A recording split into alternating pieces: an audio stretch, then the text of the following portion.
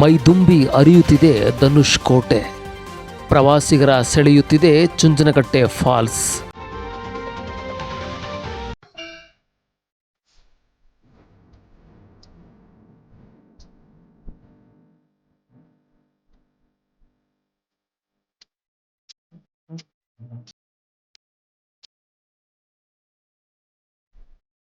ಸಾಲಿಗ್ರಾಮ ತಾಲೂಕಿನ ಚುಂಚನಕಟ್ಟೆ ಬಳಿ ಇರುವ ಧನುಷ್ ಕೋಟೆ ಜಲಪಾತ ಮೈತುಂಬಿ ಹರಿಯುತ್ತಿದ್ದು ಪ್ರವಾಸಿಗರನ್ನ ಕೈ ಬೀಸಿ ಕರೆಯುತ್ತಿದೆ.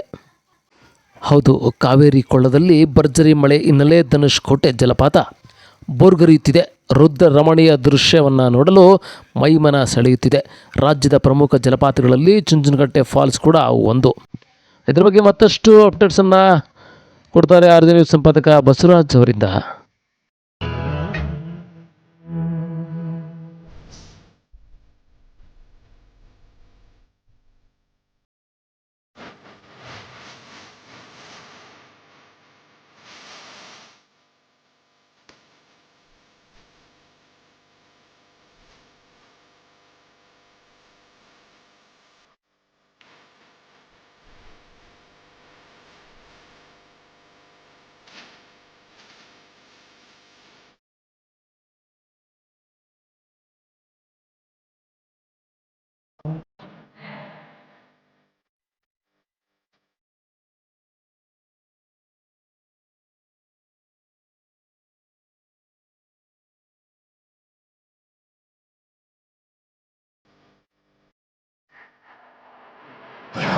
ವನವಾಸದ ಸಂದರ್ಭದಲ್ಲಿ ಸೀತಾವತಿ ಚುಂಚನಕಟ್ಟೆಯಲ್ಲಿ 2 ದಿನ ಉಳ್ಕೊಂಡಿರುವ ಒಂದು ಇತಿಹಾಸ.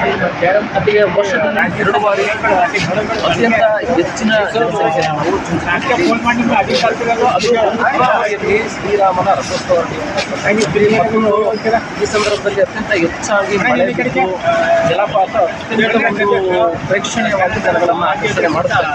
ಜೊತೆಗೆ ಆಂಜನೇಯ ಸ್ವಾಮಿಯ ವಿಗ್ರಹ 30 ಅಡಿ ಎತ್ತರದಲ್ಲಿ ಪ್ರತಿಷ್ಠಾಪನೆಯಾಗಿದೆ. ಜೊತೆಗೆ ಕೋದಂಡರಾಮ ಸ್ವಾಮಿ ದೇವಾಲಯವು ಕೂಡ ಇಲ್ಲಿ ಒಂದು ಇರುವಂಥದ್ದು ಒಂದು ವಿಶೇಷವಾಗಿದೆ.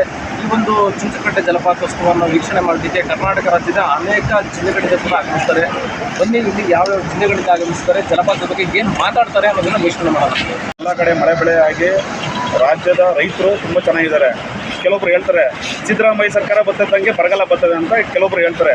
ಇವತ್ತು ರಾಜ್ಯದಲ್ಲಿ ಸಿದ್ದರಾಮಯ್ಯ ಸರ್ಕಾರ ಇದೆ, ಆದರೆ ಯಾಕೆ ಈ ರಾಜ್ಯದಲ್ಲೆಲ್ಲ ಪೂರ್ತಿ ಮಳೆ ಆಗ್ತಾ ಇದೆ? ಪ್ರಕೃತಿಗಳ ಮುಂದೆ ಯಾರೂ ಅಲ್ಲ, ಜನಗಳು ಮಾತಾಡ್ತಾರೆ. ಅವ್ರು ರೈತರೆಲ್ಲ ಇಡೀ ರಾಜ್ಯದಲ್ಲಿ ಮಂದಹಾಸವಾಗಿದ್ದಾರೆ. ಮತ್ತು ಲಾಸ್ಟ್ ಟೈಮ್ ಯಾರೋ ಒಬ್ರು ಹೇಳ್ತಾ ಇದ್ರು, ಯಾರಂತ ನಮ್ಗೆ ಸರಿಯಾಗಿ ಗೊತ್ತಿಲ್ಲ, ರವಿಶಂಕರ್ ಅವ್ರು ಗೆದ್ದ ತಕ್ಷಣ ಕೇರಳ ತಾಲೂಕಲ್ಲಿ ಮಳೆನೇ ಇಲ್ಲ, ಬೆಳೆನೇ ಇಲ್ಲ, ನಾ ಇದ್ದಾಗ 4-5 ಸರಿ ನೀರು ಬರ್ತಾ ಇದೆ, ಹಾಗೆ ಹೀಗೆ ಅಂತ ಹೇಳ್ತಾ ಇದ್ರು. ಬಟ್ ಇವಾಗ ನೀರು ನಾವು ಎಲ್ಲಿ ಬಿಡೋದು? ತಾಯಿ ತುಂಬ ಹರಿತಾ ಇದ್ದಲ್ಲ ಕಾವೇರಿ, ಎಲ್ಲಿ ಬಿಡ್ಬೇಕು ನಾವು ನೀರನ್ನ? ರೈತರಿಗೆ ಬಿಡಬೇಕು. ಇದು ಪ್ರಕೃತಿಯ ನಿಯಮ, ರಾಜ್ಯಕ್ಕೆ ಒಳ್ಳೆ ಕೊಡುಗೆ ಇರುತ್ತೆ.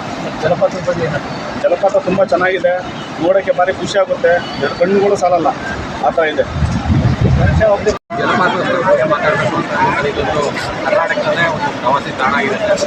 ಕರ್ನಾಟಕದಾದ್ಯಂತ ಎಲ್ಲ ಜನಗಳು ಬಂದು ಈ ಒಂದು ವರ್ಷಕ್ಕೊಂದ್ಸಲಿ ಬಂದು ಮಳೆ ಬೆಳೆ ಆದಾಗ ತುಂಬಿ ಹರಿತಾ ಇರ್ತಕ್ಕಂಥ ಸೀತಾರಾಮ ದೇವಸ್ಥಾನದಲ್ಲಿ ಈ ಒಂದು ನದಿಯನ್ನು ನೋಡಿಕೊಂಡು ಹೋಗ್ತಾ ಇದ್ದಾರೆ. ಪ್ರವಾಸಿ ತಾಣ ಆಗಿದೆ. ಒಂದು ಸಂದರ್ಭದಲ್ಲಿ ರಾಮಹೇಶ್ ಅವರು 9.5 ಕೋಟಿ ಅನುದಾನವನ್ನು ತಂದು ಈ ಒಂದು ದೇವಸ್ಥಾನವನ್ನು ಅಭಿವೃದ್ಧಿಯನ್ನು ಮಾಡಿ ಈ ಒಂದು 30 ಅಡಿ ಎತ್ತರದ ಆಂಜನೇಯ ಸ್ವಾಮಿ ದೇವಸ್ಥಾನವನ್ನು ಒಂದು ವಿಗ್ರಹವನ್ನು ನಿರ್ಮಾಣ ಮಾಡಿ ಈ ಒಂದು ಪ್ರೇಕ್ಷಣೀಯ ಸ್ಥಳವನ್ನಾಗಿ ಮಾಡಿದ್ದಾರೆ. ಅವ್ರಿಗೂ ಧನ್ಯವಾದಗಳು ಹೇಳಬೇಕು ಈ ಸಂದರ್ಭದಲ್ಲಿ. ಹಾಗೂ ಇದೊಂದು ಪ್ರೇಕ್ಷಣೀಯ ಸ್ಥಳ ಆಗಿದೆ, ಎಲ್ಲ ಕಡೆಯಿಂದ ಬಂದು ಈ ಜನ ನೋಡ್ತಾರೆ ಸರ್. ಈ ಪೀರಿಯಡಿನ ಪ್ರದೇಶಗಳು ಸೃಷ್ಟಿಗಟ್ಟೆ ಜಲಪಾತ ಹಾಗೂ ನಮ್ಮ ಕಟ್ಟೆ ಸರ್ಕಾರದಲ್ಲಿ ಈ ವ್ಯವಸ್ಥೆ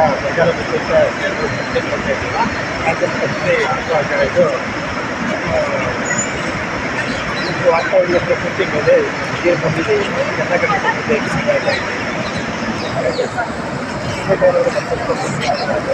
ಅಭಿವೃದ್ಧಿ ಆಗಬೇಕು. ಇಲ್ಲಿ ಕಟ್ಟೆ ಅಭಿವೃದ್ಧಿ ಆಗಿದ್ದು ಮುಂದಿನ ಮಾತಾಡಿ ಭಕ್ತಾದಿಗಳಿಗೆ ಸ್ವಲ್ಪ ಅನುಕೂಲ ಮಾಡ್ಕೊಳ್ಬೇಕು. ಇಲ್ಲಿ ಅಷ್ಟೇ ಇನ್ನೇನು ಭಾಳ ಅನುಕೂಲ ಆಗಿದೆ. ಬರೋಂಥ ಭಕ್ತಾದಿಗಳಿಗೆ ಏನು ಅನುಕೂಲ ಸಿಗ್ತಲ್ಲ. ವ್ಯವಸ್ಥೆ ಬರ್ತೀವಿ ನಮ್ಮ ಊಟದ ವ್ಯವಸ್ಥೆ ಆಗಲಿ ಒಂದು ತಿಂಡಿ ವ್ಯವಸ್ಥೆ ಆಗಲಿ ಒಂದು ವಾರ ಭಗವಂತ ಸೇವೆ